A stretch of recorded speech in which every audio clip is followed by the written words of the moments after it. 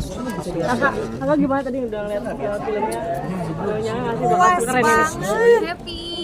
Wow, super tight.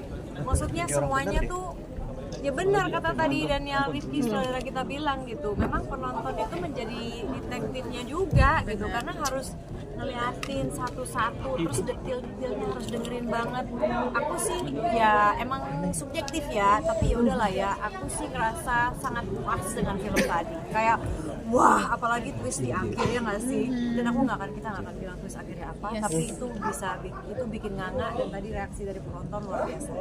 Ada ada kan ada adegan juga mesra-mesraan. Seperti apa sih chemistry-nya nih dapat banget gitu.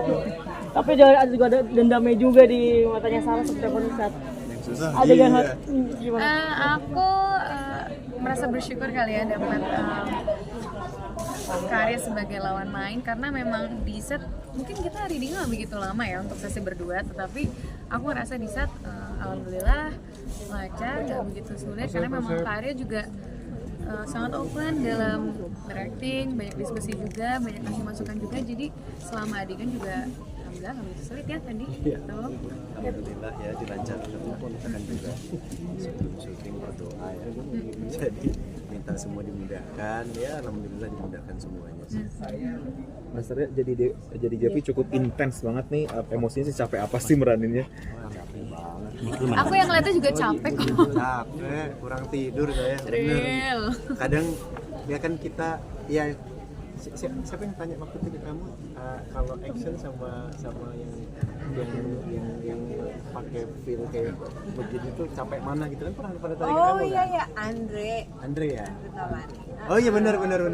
Nah, jadi memang lebih capek yang begini sih daripada action mungkin capek fisik ya gitu. Tapi kalau ini tuh semuanya ya fisik juga capek karena syuting, di sini emosinya juga kepake. Jadi kadang apa namanya sampai tempat waktu itu kan kita juga banyak di Bandung, di Jakarta juga gitu. Tempat di luar kota juga. Jadi kayak nggak bisa langsung istirahat gitu di kamar gitu karena masih kadang juga ya begitulah emosinya nano. Iya, benar-benar. Berarti bisa dibilang ke bawah juga nih after selesai syuting, ke hotel masih ke bawah itu. Ke bawah capeknya aja sih, ke bawah capeknya. Kak Sofian harus jadi jenazah Mai tapi harus tetap cantik seperti apa nih Kak Sofian nih? Harus tetap anggun. Saya berterima kasih kepada tim make up dari film ini karena mereka yang membuat saya terlihat seperti itu. Jadi terima kasih tim make up. Ada momen pengen ketawa nggak sih mungkin saat syuting pengen improv ketawa-tawa gitu dengan masing-masing scene. Enggak ya kita ya. Adegan pengen ketawa kayaknya lu nggak ada deh, aku nonton dia terus soalnya nggak bisa diketawain. Nggak ada adegan pengen ketawa nggak ada. Keseruan di lokasi itu mungkin seperti apa Kak? Saya seru, saya lebih banyak berdua ya sama Bron. Ya, jadi ya memang hobinya berdua ngopi ya memang saling bercanda aja sih. Kalau apa namanya ya banyak hal lah yang kami bercandakan di lokasi. Ada siapa yang jadi Leo tadi, Mas Ibnu Gundul juga. Lucunya tuh si Mas Ibnu Gundul ini kan beliau orang teater, terus dia memang kru film juga gitu. Jadi orang casting juga, telco juga gitu. Ketika dia jadi seorang aktor di sini ngelihat telco ada yang kurang cekatan gitu, jadi dia yang kamu tuh sebagai telco itu harusnya begini.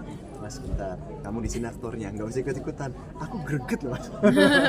Dia itu lucu aja ngeliatin kadang dia yang mas sini Pak Bron, ayo sini Paria duduk sini. Ini juga mau main ya. Mas juga harus duduk di situ, kan pemain juga. Selain Mas Ibnu Gundul kan juga ada Megarita. Ada Megarita, betul. Megarita juga jadi polisi perempuan namanya Kriting. Saya pernah kerja sama dia itu bukan hanya seorang aktris tapi dia juga seorang stylist, jadi yang ngurusin kostum juga. Tapi bukan untuk film ini ya, untuk film lain.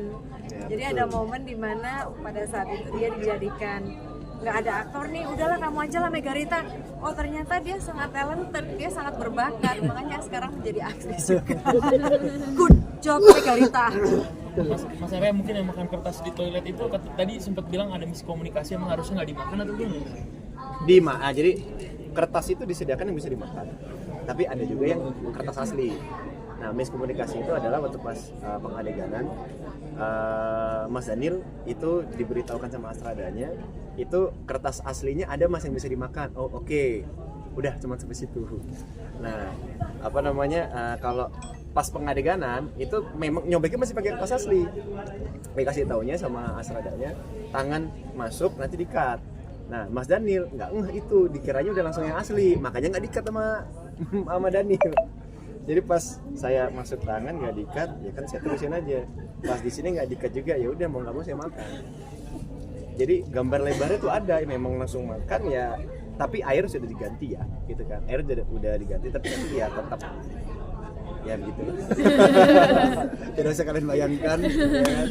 Kalau saya mah ya berusaha kasih yang baik aja. Misalnya sempat ini nggak sih, kan di film tuh ada badannya keker gitu loh. Tapi pas jadi mahasiswa kayaknya nggak sekeker itu ada perubahan fisik apa gimana?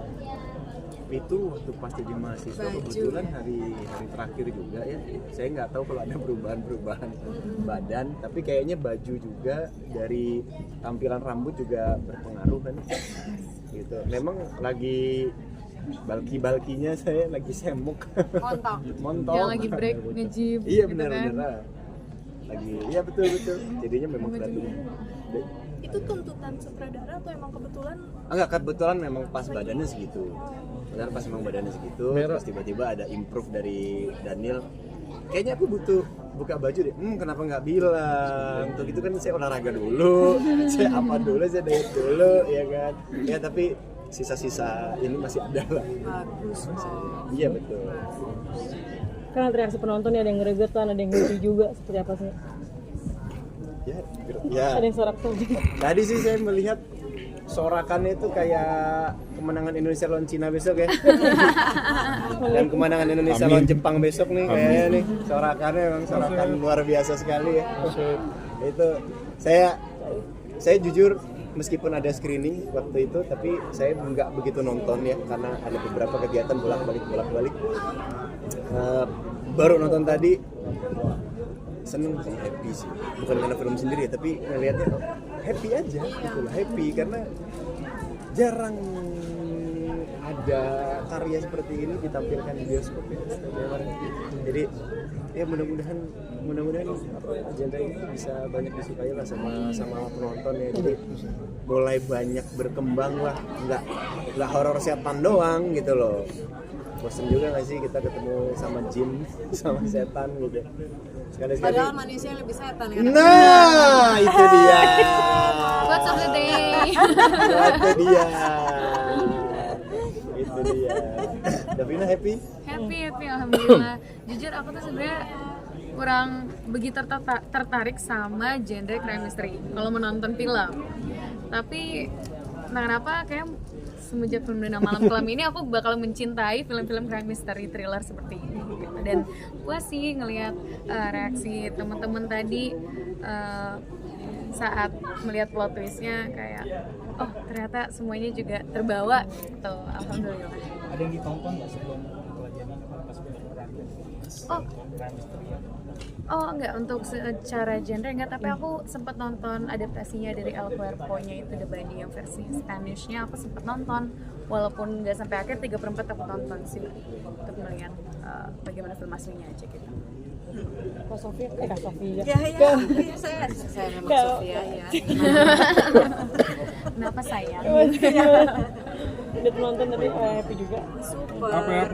Aku nggak nyangka bisa begitu ramainya, terutama ketika plot twistnya kelihatan gitu ya. Aku pun juga sama seperti penonton yang lain, kagetnya sama gitu kayak apa gitu kan. Padahal aku tahu. So semoga makin banyak orang yang nonton dan punya reaksi yang sama. Yes, happy. Ya promo ya. Ya, oke.